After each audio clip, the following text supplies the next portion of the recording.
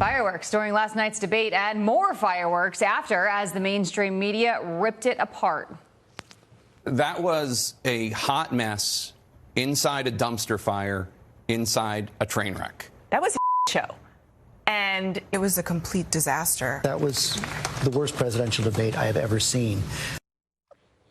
A hot mess inside a dumpster fire, inside a train wreck. Is that fair? President of Accuracy in Media, Adam Guillette, joins us live. Adam, do you agree with those assessments?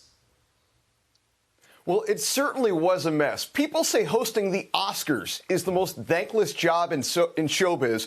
Chris Wallace has an argument to the contrary.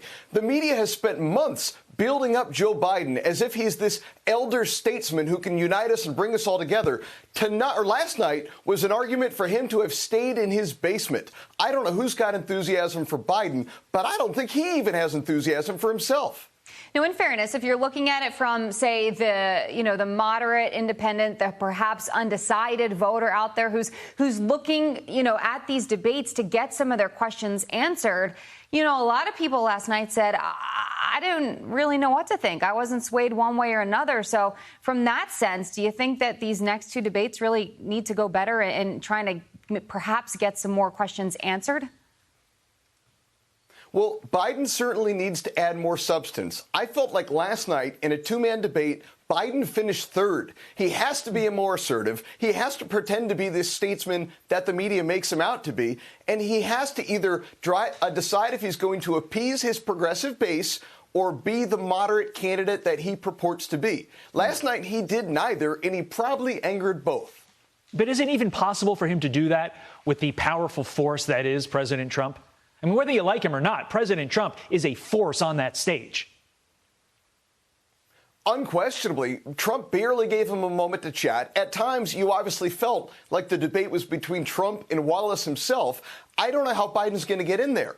But if he can't get in and speak in a debate, how is he going to be able to go to the negotiating table with China or Russia or North Korea? They're not going to have a moderator to help him. So he's got to step up and show that he's capable of the job. Yeah, a lot of people with that viewpoint as well, saying, look, he has to be strong enough to be able to get in there to make sure that, he is speaking to the public and get his opinions heard. Let's talk about this for a second here, because as you know, there's been a lot of conversation about fears over election integrity. Are those fears valid? Let's take a listen to a back and forth last night on mail-in ballots.